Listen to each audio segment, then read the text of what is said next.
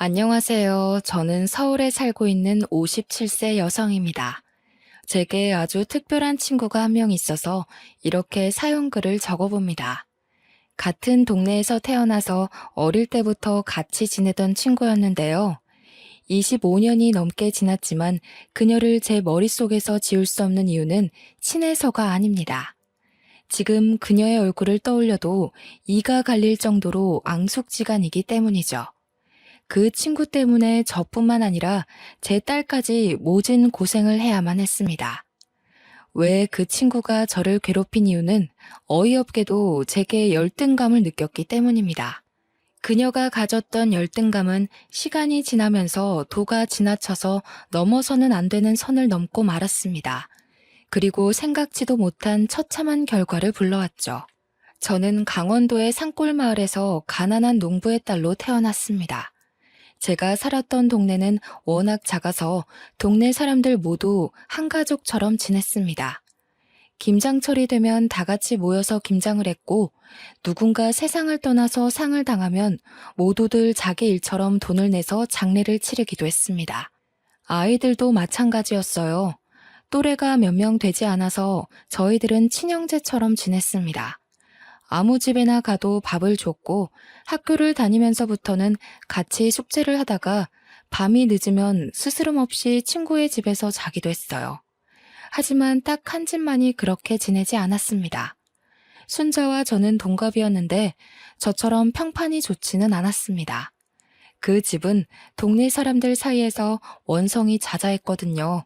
축협이 고위 간부였던 순자의 아버지는 알부자로 소문이 나 있었습니다. 원래 시골 마을에서는 농협이나 축협 간부가 군수 이상으로 대접받았지만 그렇다고 엄청난 돈을 받는 것도 아니었습니다. 하지만 순자 아버지는 아주 넓은 밭과 산을 가지고 있었습니다. 순자 아버지가 돈을 모은 비결은 바로 은밀하게 받은 뒷돈이었습니다. 대출이나 융자가 필요한 사람들에게 알신을 해주고 대출금의 일부분을 챙겨갔거든요. 그리고 윗선에도 상납을 하면서 입마금을 했습니다. 게다가 권력이 있는 사람한테는 비굴하게 손바닥을 비볐고 자기보다 아래인 약한 자에게는 거들먹거리는 위선적인 인간이었습니다. 순잔의 엄마는 동네 사람들을 대상으로 사채까지 돌리고 있었죠. 저희 동네뿐만 아니라 근처 이웃 동네에도 엄청나게 높은 이자를 받는다는 소문이 파다했을 정도입니다. 평상시에는 모두들 순자네를 손가락질했지만 정작 돈이 급할 때는 별 수 없이 순자 엄마를 찾아갔습니다. 저희 동네에는 신용 문제가 있는 사람이 꽤 있었거든요. 하지만 돈을 제때 갚지 못하면 큰 봉변을 당할 각오를 해야만 했습니다. 제가 큰 소동을 본 날에도 순자네 엄마가 난리를 피우고 있었습니다. 아니, 김씨, 돈을 빌려갈 때는 굽신거리더니 왜 돈을 안 갚는 거야? 화장실 갈 때하고 나올 때 다르다더니 이래도 되는 거야? 순자네도 알겠지만 올해 과수원 사과 농사를 완전 망쳐버렸어. 여유가 되면 갚을 테니까 조금만 기다려줘. 무슨 말 같지도 않은 소리를 하는 거야? 누군 땅 파서 장사하는 줄 알아? 다음 달까지 원금의 이자까지 못 갚으면 과수원 압류해버릴 테니 그렇게 알아. 이웃 마을에서 과수원을 하고 있는 집 아주머니가 암에 걸려서 수술을 받아야 하는데 돈이 모자라서 순자네 엄마한테 사채를 빌렸다고 하더라고요. 그런데 한 번으로 끝날 줄 알았던 수술이 두 번을 더 받아야 했고 항암 기간도 계속 연장되어서 돈이 계속 부족했다고 합니다. 그래서 순자 엄마에게 여러 차례 돈을 빌렸는데 1년 만에 이자가 눈덩이처럼 불어나서 감당하기 힘들어졌다고 해요. 과수원 아저씨는 그래도 이웃 동네에 사는데 설마 압류까지 할까라고 생각했는데 순자 엄마는 정말로 기한을 넘겨버리자 바로 과수원을 압류해버렸어요.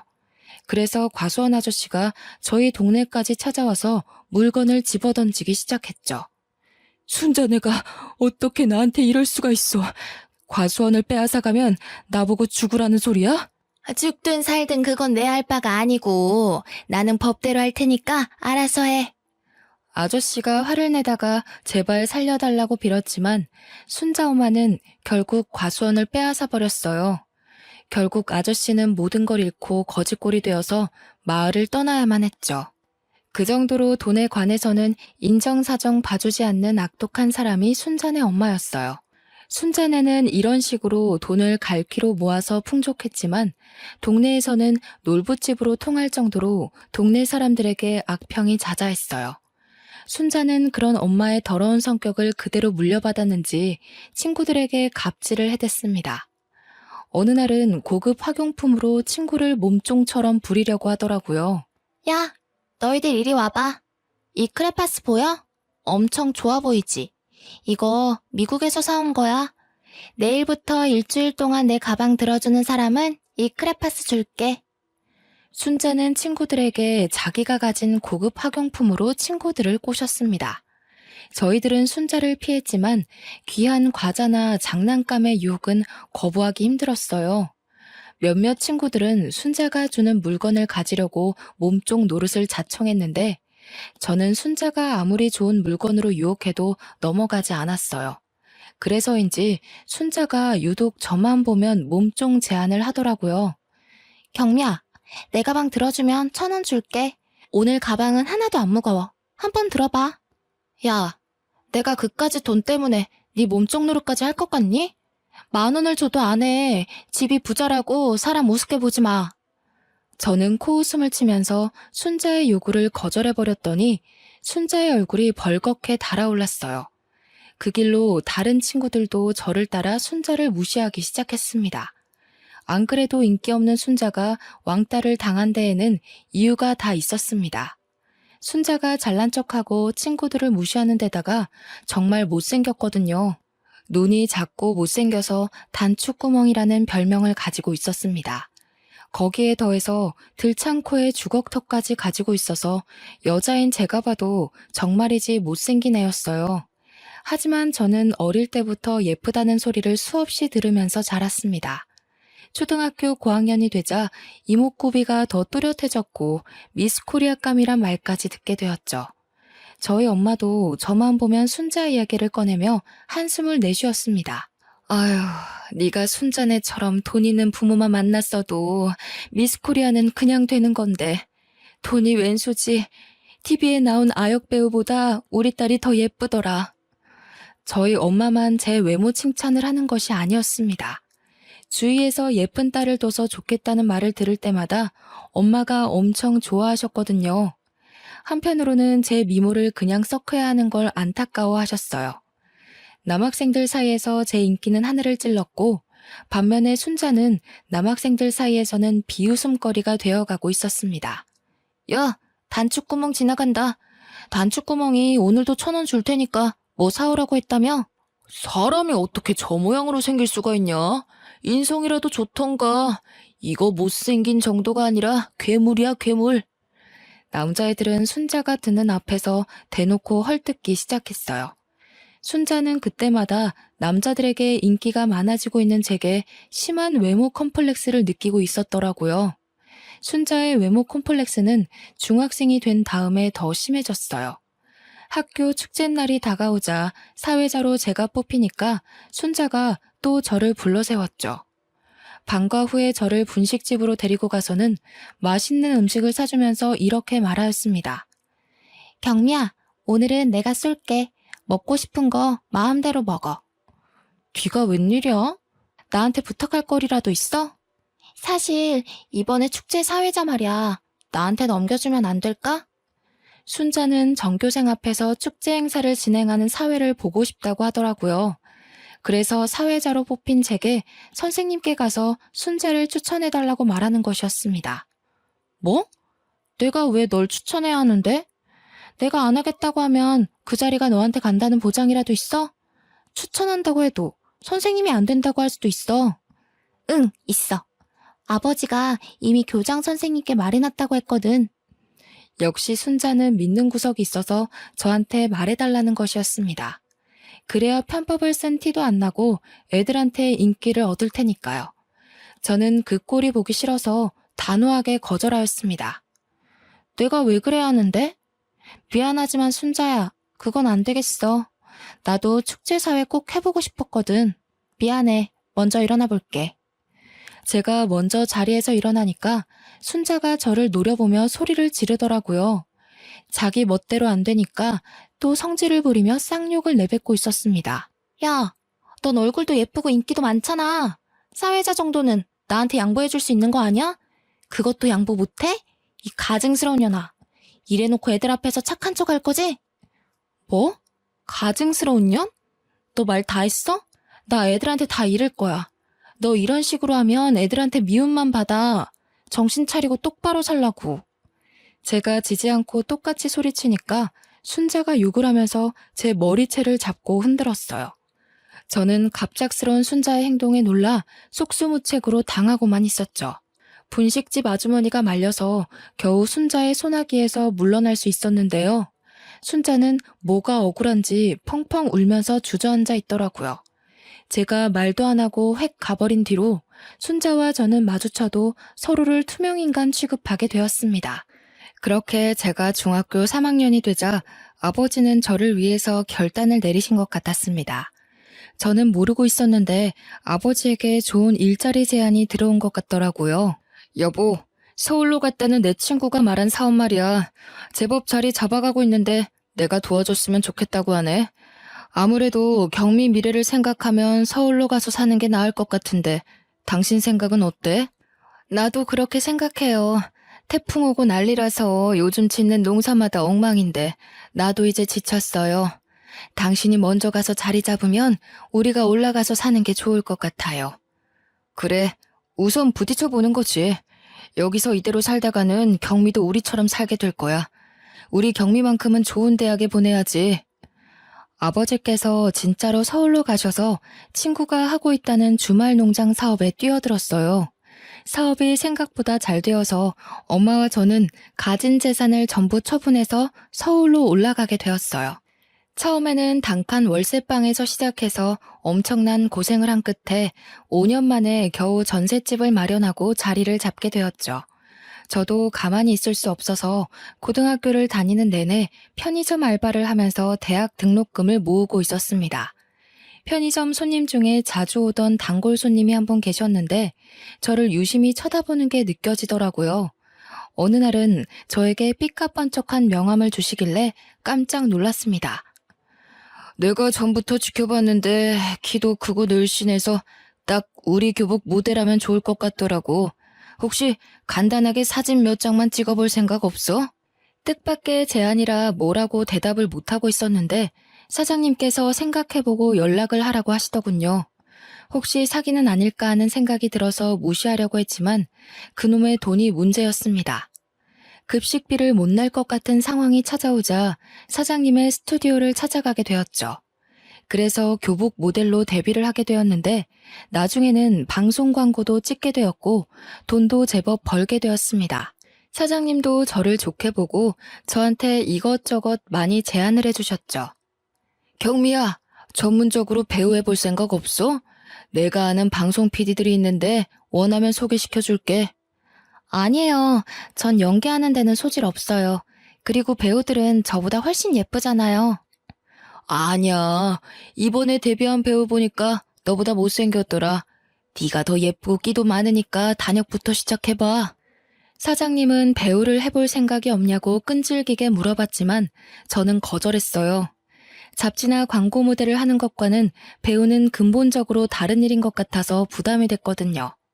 남다른 외모 덕분에 대학 등록금을 어렵지 않게 마련한 저는 부모님의 도움을 받지 않고 원하던 대학에 들어가게 되었습니다. 그런데 대학에 들어간 뒤에 순자를 우연히 만나게 되었는데요. 어머, 경미야, 이게 얼마만이야? 너무 반가워. 오랜만이다. 잘 지냈어? 다시 만나니 반갑네. 사실 순자를 다시 만난 게 그다지 좋지 않아서 얼굴에 티가 났을 거예요. 제가 배우를 거절한 이유도 표정 관리를 못해서였거든요. 그런데 순자는 저만 쫓아다니면서 친한 척을 했습니다. 동아리도 저랑 같은 곳에 들어가겠다고 가입을 하더라고요.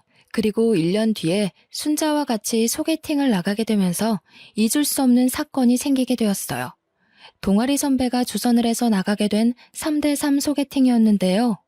원래 순자는 빼고 하려고 했는데 순자가 제가 나가는 걸 어떻게 알았는지 소개팅 주선자인 선배에게 자기도 끼워달라고 애원한 것 같았습니다.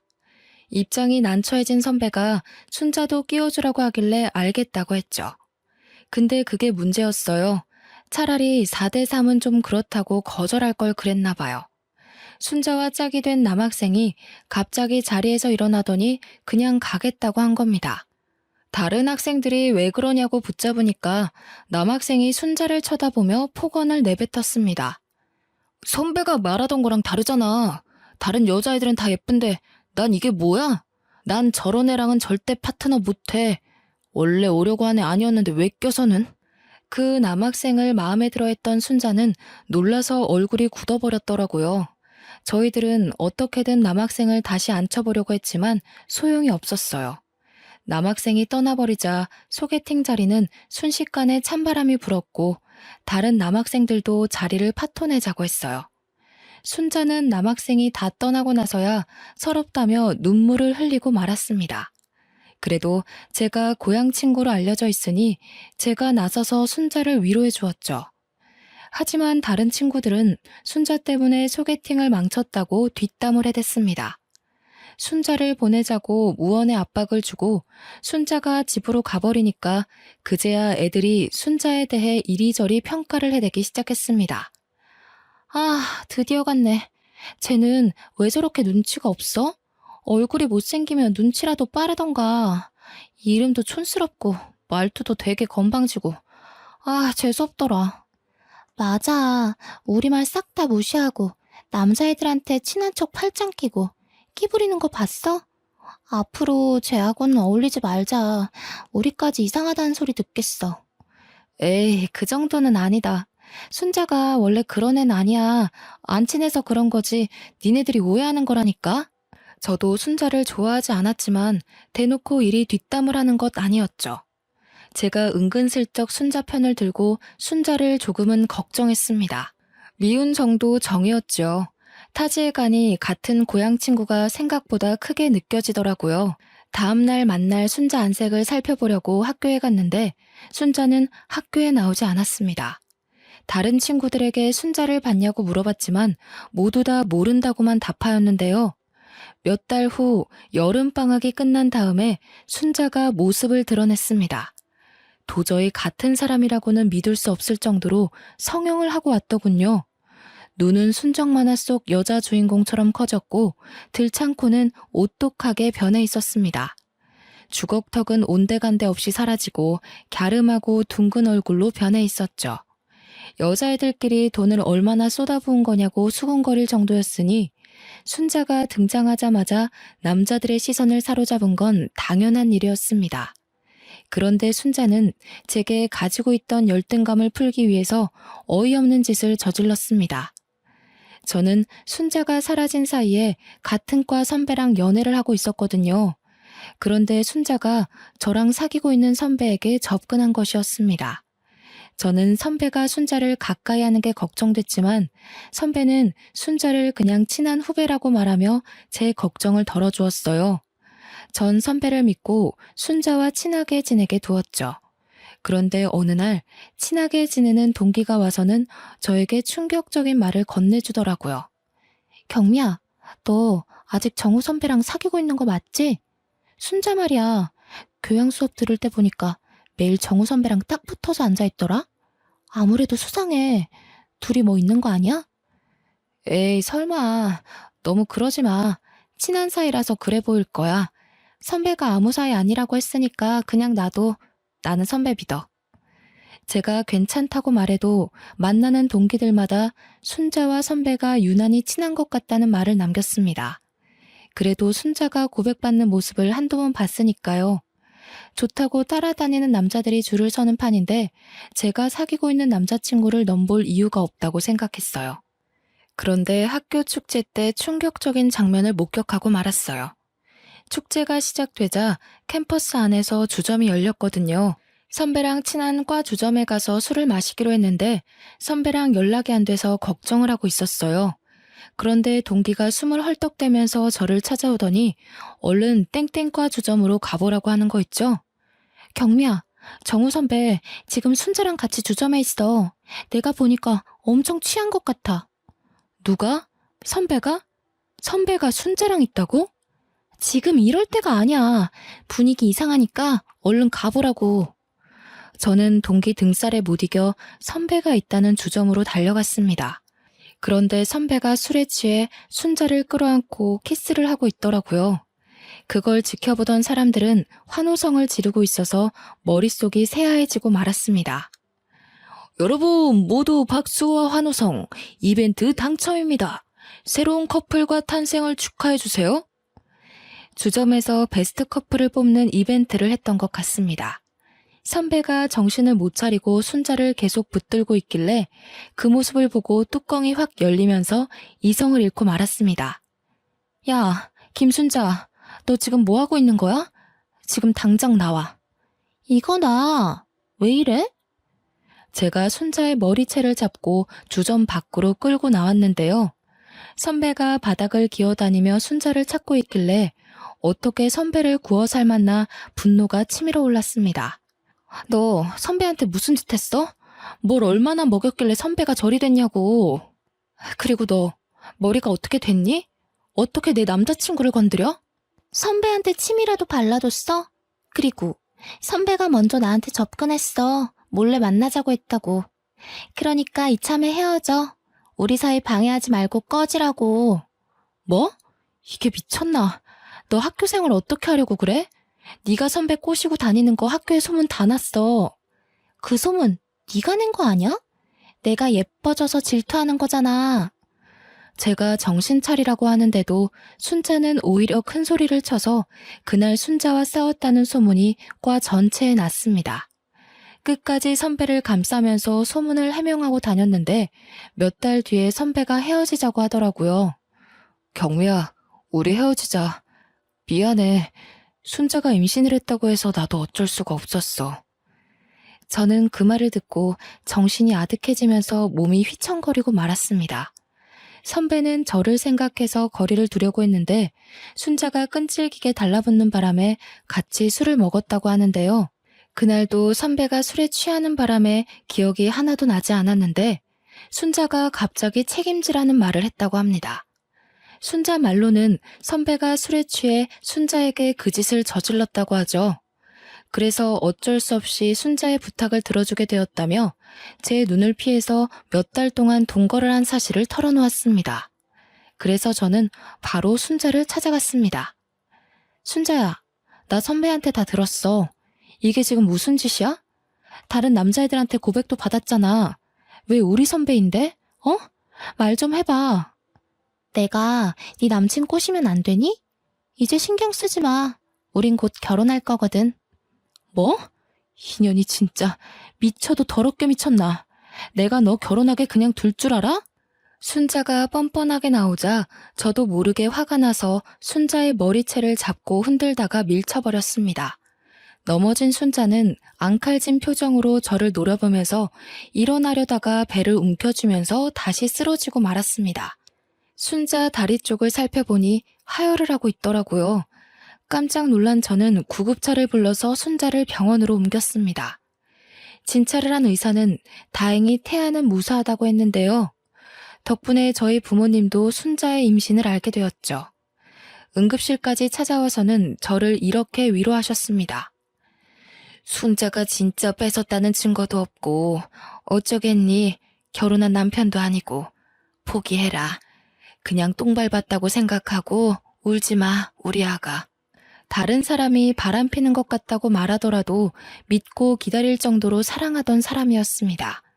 그때까지는 눈물만 나오고 분했는데 선배가 진짜로 순자의 병문안을 오고 지극정성 병간호를 하는 모습을 보고 정신적인 충격을 받았습니다. 선배랑 순자가 결혼한다는 소식을 소문으로만 듣고 한 달이 넘게 집 밖으로 나가지도 못하고 폐인처럼 누워만 있었죠. 그래도 만병통치약이라는 시간 덕분에 정신을 차릴 수 있었습니다. 이것으로 순자와 저의 악연은 끝이라고 생각하고 기운내서 열심히 살기로 마음을 먹었는데요. 선배를 만나지 않기 위해 한 학기만 휴학을 하고 다시 복학해 쭉 학교를 다니다가 졸업을 하고 직장을 다니게 되었습니다. 직장 생활을 하면서 은희라는 친한 여직원과 친하게 지내고 있었죠. 은희의 사촌 오빠는 잠실 야구장 근처에서 피자 가게를 하고 있었습니다. 프로야구 경기가 있어서 바쁜 날이면 은희에게 알바를 해달라고 부탁을 하곤 했는데요. 그때마다 은희가 꼭 저를 불러서 피자 가게 일을 같이 했습니다. 그러다 은희의 사촌 오빠랑 친해져서 프로야구 시즌 중에는 주말마다 가게로 가서 일손을 도와주었습니다.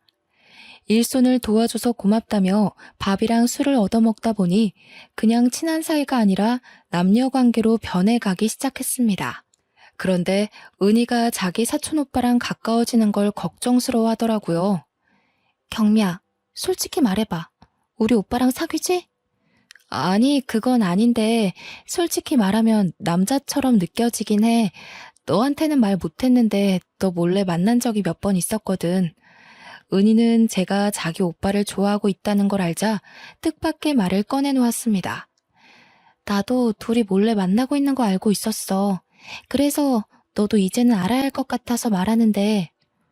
뭘 말하려고 이렇게 뜸을 들여? 설마 사촌 오빠한테 여친이라도 있는 거야? 우리 오빠가 참 좋은 사람이긴 한데 사실 결혼한 적이 있어서 좀 그래. 차라리 여친이 있다는 말이 더 나을 뻔했습니다. 총각인 줄 알았는데 결혼을 한 적 있었다니. 남편은 그 사실을 숨기고 저를 쭉 만나왔던 것이었습니다. 은희가 하는 말을 들어보니 사촌 오빠가 결혼하고 아내가 갑자기 심장 발작으로 세상을 떠났다고 하는데요. 다행히 딸린애는 없어서 다행이었습니다. 남편을 너무 좋아해서 그랬던 걸까요? 바람펴서 이혼당했거나 성격이 이상해서 이혼당한 것이 아니라서 다행이라는 생각이 먼저 들더군요. 그러니까 잘 생각하고 결정해.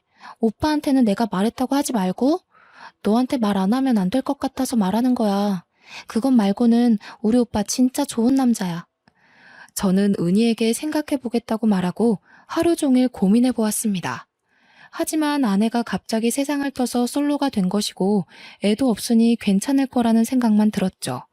그래서 남편에게 연락해보니 남편이 은희에게 모든 걸 전해들은 모양이었습니다. 저한테 미리 말 못해서 미안하다고 하더군요. 은희한테 들었지? 내가 직접 말해야 하는데 계속 미뤄서 미안해. 막상 말하려고 하니까 입이 안 떨어져서. 그래서 너한테 좋아한다는 말도 못하고 있었어. 이젠 너랑 진지하게 만나보고 싶은데 어떻게 안 될까? 남편은 용기를 내서 제게 결혼을 전제로 만나보자고 했고 저는 이미 마음의 결정을 한 상태여서 기쁘게 받아들였습니다.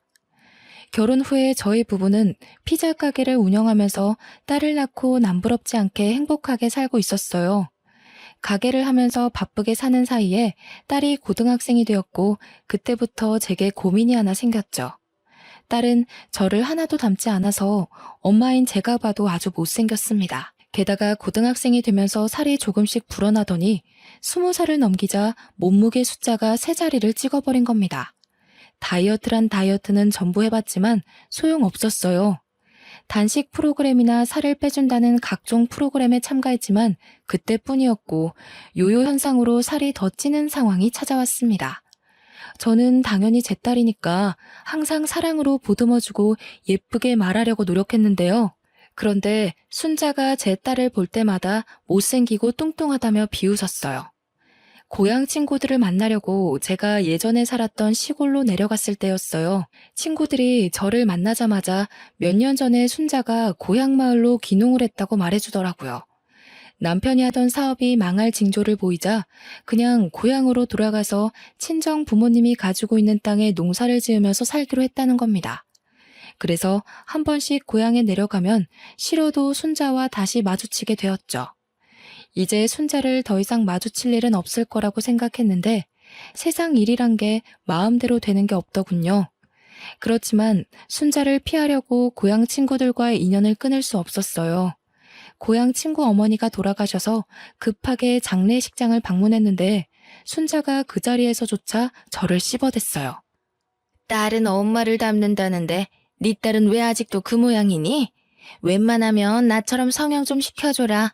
넌 딸하고 같이 다니면서 부끄럽지도 않니? 우리 딸이 뭐 어때서? 나이 먹어갈수록 예뻐지기만 하구만. 왜 너는 나 볼 때마다 못 잡아먹어서 안달이니? 예뻐지긴 개뿔. 우연히 네 SNS 들어가 봤는데 너네 딸은 점점 못생겨지더라. 네가 낳은 딸이 맞기는 하는 거니? 저는 화가 났지만 상종하기 싫어서 무시해버렸는데요. 다른 자리도 아니고 친구 엄마 장례식 날인데 소란을 피우고 싶지 않았습니다. 그러다 며칠이 흐르고 순자가 웬일로 환갑잔치를 다 초대했더라고요.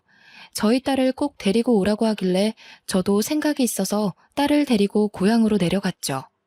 순자가 딸아이에게 모진 말을 할 걸 예상하고 간 것인데 생각보다 심한 말로 저와 딸의 마음에 염장을 질러댔습니다.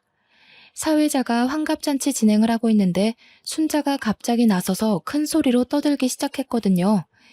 야, 실제로 보니까 네 딸 몸집이 푸짐해서 시집도 못 가겠다. 저런 딸은 도대체 어디다 쓰나 했는데 오늘 고사 지낼 때 돼지머리 대신 쓰면 되겠네. 돼지 머리보다 네 딸 머리가 더 크니까 어여가서 상머리에 앉아라. 순자가 제 딸을 붙잡고 상이 있는 쪽으로 데려가니까 더 이상 참을 수 없더군요. 그래서 환갑잔치를 진행하고 있는 단상으로 올라가 진행자가 들고 있던 마이크를 빼앗았습니다. 뭐? 내 딸 머리가 더 크다고? 감히 남의 집 귀한 딸을 돼지머리에 비유해? 인연이 뚫린 입이라고 나오면 다 말인 줄 아나? 전부터 시비 거는 거 참았는데 너 죽고 나 죽자. 어디 한판 해보자고. 내가 뭐 틀린 말 했어? 네 딸이 뚱뚱한 게 내 탓이야? 네 딸이 못생긴 게 내 탓이냐고. 남의 딸 데려와 놓고 네 딸이라고 우기는 네가 잘못한 거지. 너 정신 나갔어? 내 딸이야. 내 딸이라고.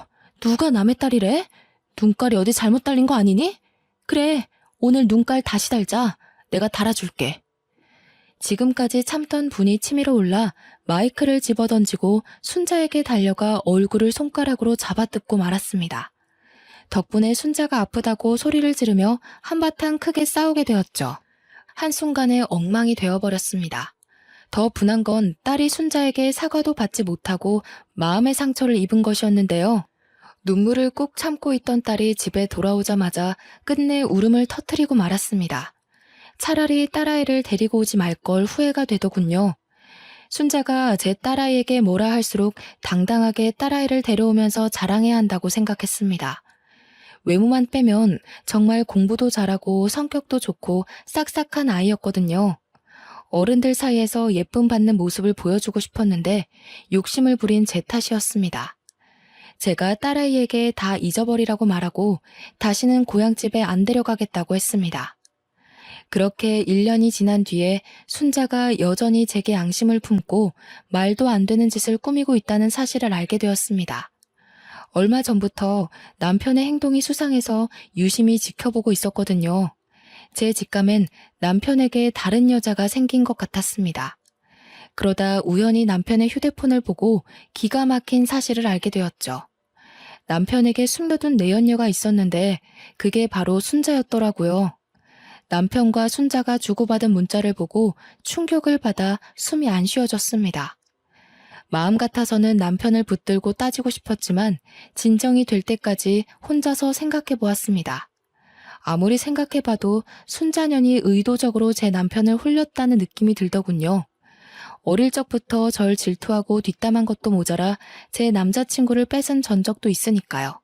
순자가 아직도 저에 대한 질투와 자격지심을 가지고 있을 거라는 생각에 이제 그만 결판을 내야겠다고 느꼈습니다. 25년이 넘게 저를 괴롭힌 대가를 확실하게 치르도록 작전을 짰습니다.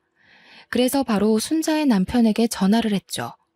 제가 순자네 남편에게 연락을 하니까 몹시 당황한 눈치더라고요. 하긴 순자네 남편이 대학생 때 저를 버리고 순자와 결혼을 한 그 선배였거든요. 갑자기 전화를 걸어 놀랐는지 선배가 기어들어가는 목소리로 제 안부를 물었습니다. 경미야, 네가 어쩐 일이야? 진짜 오랜만이다. 잘 지냈어? 나는 잘 못 지냈지. 어떻게 잘 지낼 수 있겠어. 오빠는 잘 지내고 있지? 그냥 그렇지 뭐. 너는 왜 잘 못 지내는데? 무슨 일 있는 거야? 전화로 이야기할 건 아니고 우리 만나서 이야기하자. 제가 선배네 집 근처로 가겠다고 하니까 불편해하면서 어쩔 수 없이 승낙하는 눈치였습니다. 그 길로 고향으로 내려가 10분 정도 떨어진 시내에서 선배를 만났습니다. 저희들은 카페로 가서 한참 동안 말없이 앉아만 있었죠. 고향에 내려가면 한 번씩 마주치기는 했지만 서로 피했기에 마주 앉아서 대화를 하는 건 25년 만에 처음이었습니다. 어쩐 일로 연락했어? 심각한 일이야? 설마 그날 일 때문에 부른 건 아니지? 결국 선배가 침묵을 이기지 못하고 먼저 말을 꺼냈습니다. 그래서 저는 남편과 순자가 주고받은 문자를 보여주었죠. 문자 내역들을 본 선배의 눈이 커졌고 곧바로 얼굴이 굳어졌습니다. 다 읽었어? 순자가 선배 버리고 내 남편 만나고 있더라? 내 생각엔 순자는 선배 좋아해서 결혼한 거 아닌 것 같아. 선배는 순자한테 속아서 결혼한 거라고. 그녀는 나한테 복수하려고 선배를 이용한 것뿐이야. 선배는 25년 넘게 그녀한테 속고 있어. 그게 다 무슨 말이야? 나 너무 혼란스럽다. 우리 와이프가 네 남편이랑 불륜 관계라고? 그리고 경미 너한테 복수하려고 나랑 결혼한 거고? 제가 다 맞다고 하니까 선배가 분을 참으려고 입술을 깨물었습니다. 한참 동안 고개를 숙이고 아무 말도 못하고 있길래 진실을 말해줬으니 올바른 선택을 하라고 말해주었는데요. 제가 어떤 의도로 그런 말을 했는지 알아들었나 봅니다. 며칠 뒤에 고향 친구에게서 전화가 한 통 왔거든요. 경미야, 순자가 바람 피웠다가 남편한테 묵사발이 되도록 얻어 터졌대. 내가 집에 가서 순자 얼굴 보니까 진짜로 온몸이 피멍이 되어 있던데? 친구가 순자에게 무슨 일이 있었는지 자세하게 말해주었는데 제가 짐작했던 것과는 많이 다르지 않았습니다. 의도했던 대로 선배가 제 목까지 때려줬더라고요. 게다가 작은 동네라 부부싸움을 할 때 들렸던 육성도 사실인지 몰라도 자극적으로 퍼져갔습니다. 이런 쳐 죽이려나. 감히 나를 속이고 다른 남자랑 바람을 펴? 그것도 경미랑. 너 경미가 어떤 애인지 알고 있잖아. 나랑 만났던 애 남편을 만나? 너 경미가 아니라 나한테 복수하려고 이러는 거지? 나한테 악감정 있어? 말해봐. 도대체 무슨 목적으로 나한테 접근한 거냐고. 왜 아무 말도 못하는데? 어떻게 지금까지 나를 속일 수가 있었냐고, 이 나쁜 년아. 순자는 겁에 질려 아무 말도 못한 것 같다고 하던데요. 동네 어르신들은 순자가 불쌍하다고 동정하기도 했지만 처음부터 저에 대한 질투심으로 선배를 유혹해서 여러 번 잠자리를 했다는 사실이 들통나 동네 어르신들에게조차 미움을 받고 있었습니다. 게다가 선배와 잠자리를 할 때 피임을 소홀히 하며 일부러 임신까지 했고 그걸 빌미로 결혼을 요구했다고 하더라고요. 그런데 저에 대한 복수를 하고 나니 당연히 선배에 대한 애정은 식어버렸고 결혼 초부터 다른 남자와 내연 관계를 맺고 있었던 겁니다. 그러다 고향 마을에 내려온 저희 부부를 보고 제 남편을 유혹했던 거죠. 선배는 결혼 생활 내내 순자를 의심하다가 제 폭로로 폭발하고 말았다고 합니다. 저러다 사람 잡겠다는 생각이 든 이웃의 신고로 경찰이 출동해서 겨우 진정되었다고 해요. 하지만 여기서 끝낼 수 없죠. 저는 순자가 메타작을 맞았든 말든 상간녀 소송을 했고 순자 앞으로 되어 있던 땅을 위자료로 받아냈습니다. 순식간에 이혼을 당하고 동네에서 얼굴을 들고 다닐 수 없게 된 순자는 빈손으로 쓸쓸하게 고향을 떠나는 비참한 신세가 되어버렸는데요. 당연히 저도 순자와 바람이 난 남편에게 이혼을 선포했습니다. 남편이 한 번만 용서해달라고 빌었지만 저희는 아직 별거를 하고 있는 중이죠. 말로만 들었던 황혼 이혼을 제가 다 고민하고 있다니 믿기지가 않습니다. 딸아이가 1년 전에 좋은 남자를 만나서 결혼식을 올려서 그때까지만 버티려다가 지금까지 이혼 소송을 안 걸고 있네요. 저희 딸이 데려온 사위는 딸처럼 덩치가 좋은 유도 선수 출신의 사위여서 든든합니다. 내년이면 손주가 세상에 나올 예정이라서 슬픈 소식을 들려주고 싶지 않은데요. 이렇게 오랜 시간이 지나다 보니 굳이 호적상으로 정리를 해야 하나 걱정이 됩니다. 이제야 주변이 잠잠해지고 좋은 소식만 들려오고 있는데 갑자기 이혼한다고 나서면 눈앞이 깜깜해질 것 같거든요.